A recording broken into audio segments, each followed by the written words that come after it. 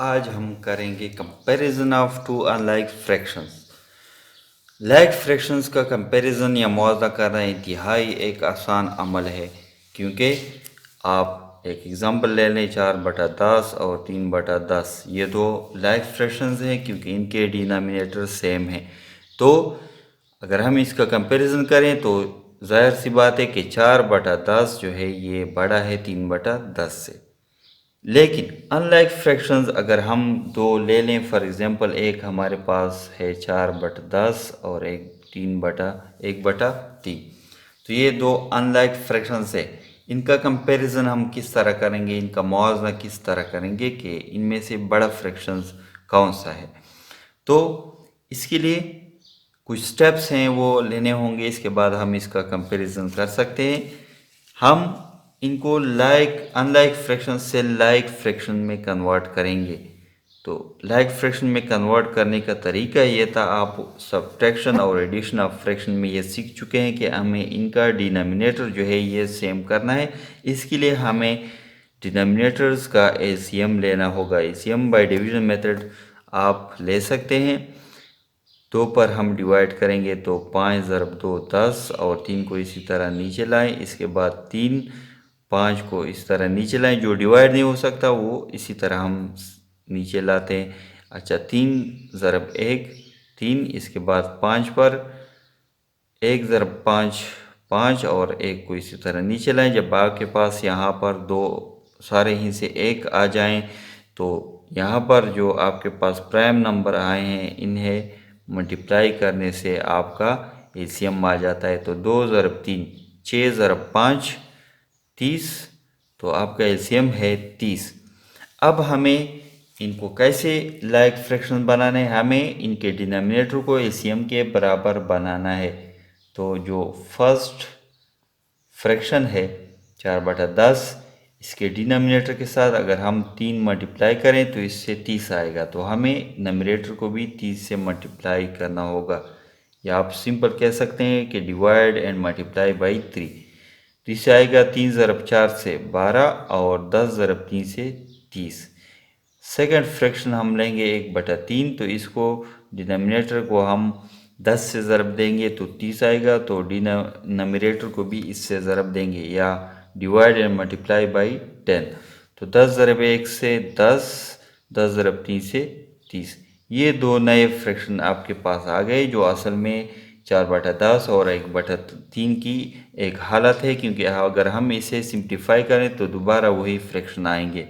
लेकिन यहाँ पर इनके डिनोमिनेटर सेम है, मतलब ये दोनों लाइक फ्रैक्शंस बन गए हैं। तो यहाँ पर हम कंपैरिजन कर सकते हैं दोनों का। यहाँ पर आप देख सकते हैं कि इनकी नंबरेटर जो है 12 और 10 हैं। तो 12 जो है ये बड़ा नंबर है 10 से। तो हम कह सकते हैं कि 12/30 जो है ये बड़ा है 10/30 से। या आप सिंपल अल्फाज में ये कह सकते हैं कि एक 30 हिस्से हमने लिए हैं, एक बंदे को 10 हिस्से मिले और एक को 12। तो जाहिर सी बात है कि जो 12 हिस्से जिनको मिले हैं उसको ज़्यादा हिस्सा मिला है। तो 12/30 बड़ा है 10/30 से, या 12/30 को सिंप्लीफाई करने के बाद आता है 4/10 और 10/30 को सिंप्लीफाई करने के बाद आता है 1/3। यानी 4/10 बड़ा है 1/3 से। तो इन दोनों का कंपैरिजन हमने इस तरह कर लिया।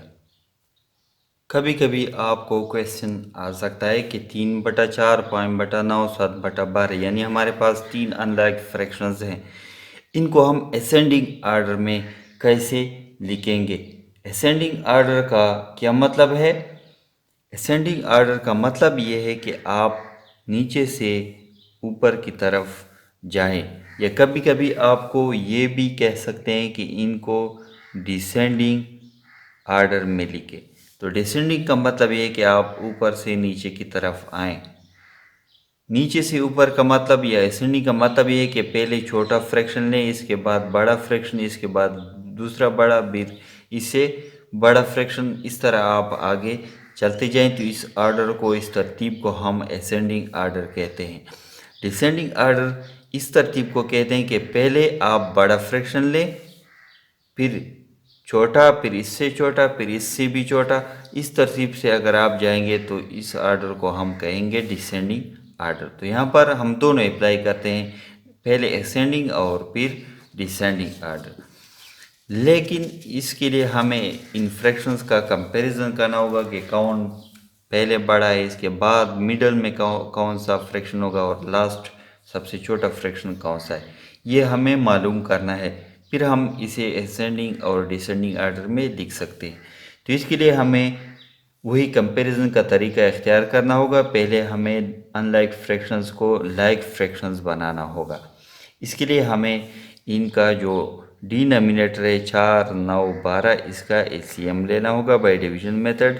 पहले प्राइम नंबर यानी 2 से हम स्टार्ट लेंगे, तो 4 जो है ये 2 पर डिवाइड हो सकता है, 2 ज़रब 2 से 4, 9 डिवाइड नहीं हो सकता, इसी तरह लिखेंगे। 12 डिवाइड हो सकता है 6 ज़रब 2 से 12।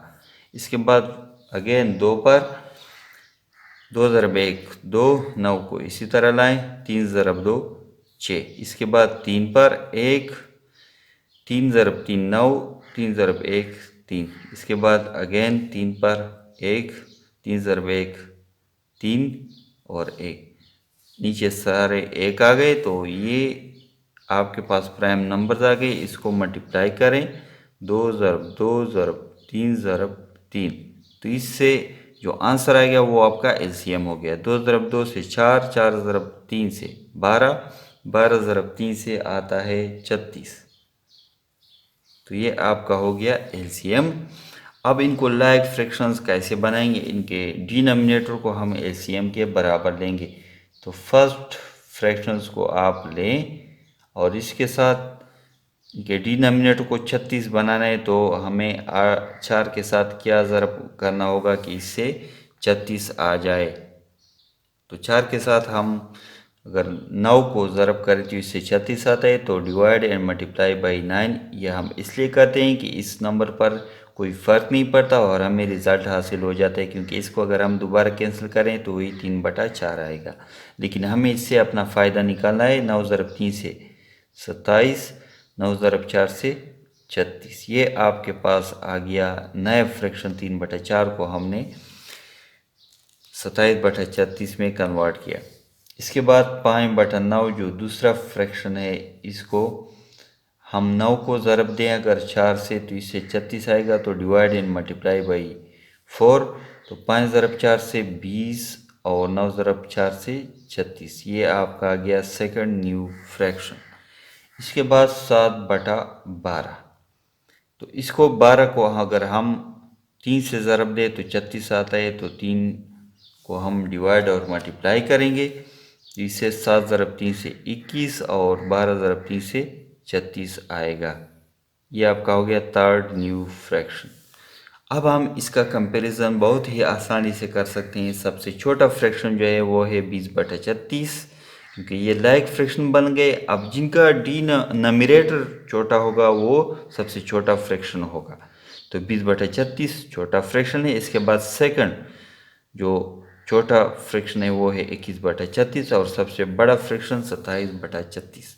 अब अगर हम इसको असेंडिंग आर्डर में नहीं लिखना चाहें, असेंडिंग आर्डर आपके पास था छोटे से बड़े की तरफ, तो सबसे छोटा 20/36 डिसेंडिंग असेंडिंग आर्डर।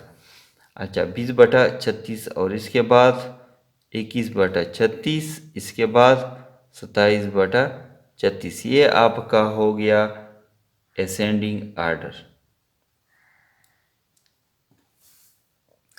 नेक्स्ट इसको हम डिसेंडिंग आर्डर में कैसे लेंगे। तो डिसेंडिंग आर्डर इस तरह है कि सबसे बड़ा, इसके बाद छोटा, इसके बाद सबसे छोटा। तो सबसे बड़ा जो है वो है 27/36, इसके बाद 21/36, इसके बाद आखिर में 20/36। ये आपका हो गया डिसेंडिंग आर्डर।